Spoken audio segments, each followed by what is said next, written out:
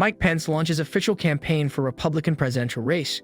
On Wednesday, former Vice President Mike Pence began his campaign for the Republican nomination for president by accusing his two-time running mate, former President Donald Trump, of abandoning conservatism and standing against the Constitution on January 6. Pence accused Trump of forsaking conservatism and standing against the Constitution on that date. When Donald Trump ran for president in 2016, he promised to govern as a conservative, and together we did just that, Pence said. Together we carried out that promise. In this day and age, he does not make any such promise. Pence used the issue of abortion to illustrate how far Trump has strayed from the conservative principles that guide the Republican Party. The sanctity of life has been our party's call-in for the past half a century, long before Donald Trump was ever a part of it, Vice President Mike Pence stated. Now he considers an inconvenience and even blames the overturning of Roe v. Wade for election losses in 2022. These comments, along with a rejection of Trump's ambitions to reverse the election in 2020, reflect the most strident public repudiation of Trump that Pence has ever made in front of an audience. A president who places himself above the Constitution and asks his vice president to do the same should never be president of the United States again, according to Pence's statement. Pence, who certified the results of the 2020 election while being threatened by fans of Trump, stated once again on Wednesday that he did not have the constitutional authority to stop the count, and that if he had tried, he would have set the incorrect precedent for future administrations. President Trump also demanded that I choose between him and the Constitution, Pence added, focusing on the distinction that is the most obvious between the two men. Voters will be presented with the same option moving forward. I made my decision based on the Constitution, and I never will change that. He went into the wording of the Constitution to clarify the powers of the vice presidency, as well as how extending those powers could be detrimental to Republicans in the future. The former president continues to insist that I had the right to overturn the election, Pence said, referring to Trump's contention. President Trump was wrong then, and he is wrong now. I had no right to overturn the election, and Vice President Kamala Harris will have no right to overturn the election when we beat them in 2024, he said. We will beat them in 2024.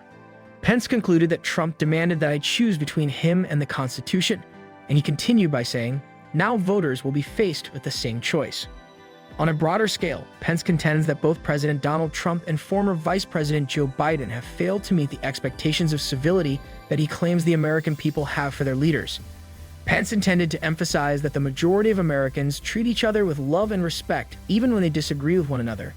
It is not unreasonable to expect our leaders to act in the same manner. It is quite evident that neither Joe Biden nor Donald Trump holds this concept, and it is also clear that neither of them intends to bring together this country.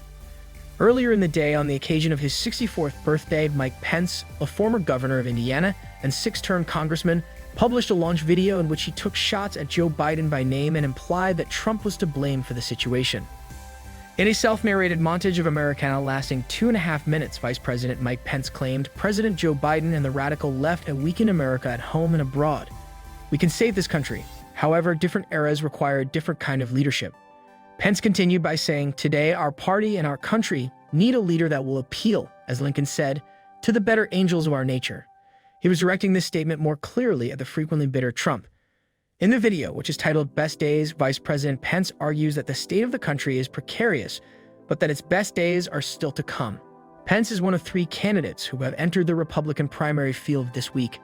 The other 2 are former New Jersey Governor Chris Christie, who entered the race on Tuesday, and North Dakota Governor Doug Burgum, who is expected to announce his candidacy on Wednesday. Pence sees Iowa's First of the Nation caucus as a fertile ground for his brand of traditional and faith-based conservatism. When Trump has a majority of GOP voters in most national polls, and Florida Gov. Ron DeSantis is running a clear second, with 22.4% in the Real Clear Politics average of recent surveys, there is no doubt that he has a severe uphill battle to compete for the party's candidacy. There is no question that he confronts a steep uphill battle to compete for the party's nomination. Pence's entry into the campaign was met with elation by allies of Trump who saw it as an opportunity to erode support for DeSantis. Mike Pence's entrance into the race caps off another bad week for Ron DeSantis' faltering campaign.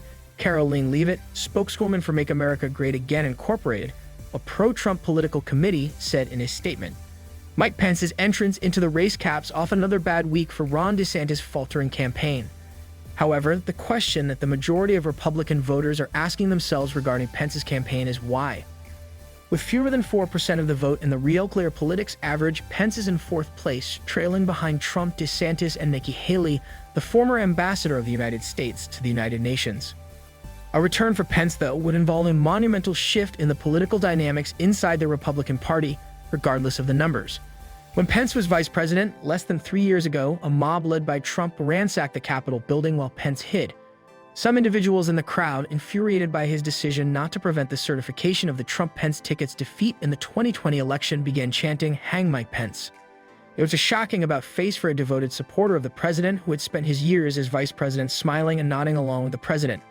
There were times when Trump needed Vice President Pence's backing, particularly when they ran together for the first time in 2016. Back then, there was concern among some conservatives, notably evangelical Christians, that Donald Trump would move away from the center of the Republican Party's support. Others were shocked by his behavior, notably the emergence of a tape from Access Hollywood in which Trump braggadociously discussed the ease with which he could sexually assault women without fear of repercussions. A major validator for Trump's candidacy was Vice President Mike Pence, who during his time in Congress and as governor of Indiana worked to restrict homosexual rights and abortion access. Now he faces the huge problem of cutting into Trump's support and solidifying the universe of Republican voters who have hostility toward Trump or are just open to another candidate, just like the other Republicans who are running for the presidency. This is the situation in which he finds himself. And even though people almost universally recognize Pence's name, which is an asset for almost all candidates, the fact that his poll numbers are so low suggests that his battle will be made more difficult by the fact that the electorate's opinions of him have already been formed. Mike Pence is a true conservative and a great public servant, said Dan Eberhardt, a donor to the Republican Party who supports DeSantis. He just doesn't have the support among Republicans that he needs to be competitive. Officials in the Pence campaign are fully aware that they need to alter the public's perception of him to be successful. They have high hopes that they will be able to reintroduce him not as Trump's vice president, nor as the man who stood in the way of the crown and the Constitution, but rather as the conservative leader he was in Congress in Indiana. A person familiar with Pence's strategy stated last week that they saw this race as being absolutely wide open, and they believe that Iowa is going to solidify itself as the decisive factor. It is a place that honors the traditional conservative beliefs, deep-rooted faith, and exceptional character that Mike Pence upholds. Do you like it? Kindly give your valuable response in our comment section below, and don't forget to subscribe to our YouTube channel for more interesting and informative videos.